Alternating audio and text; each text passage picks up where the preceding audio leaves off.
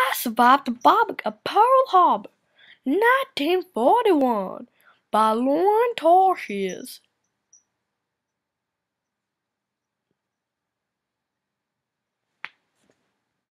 We're starting out fresh. Chapter 2, page 8.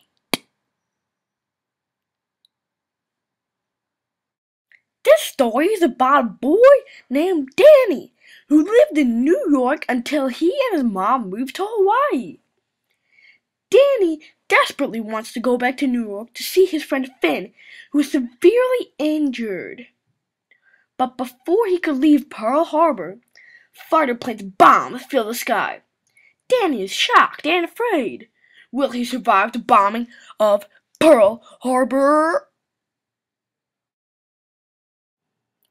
I rate this novel 4 out of 5 stars because I think it isn't perfect, but it is a good book, and I think other people should read it because it has a good moral of the story, and it is very adventurous if you like adventure, and yeah.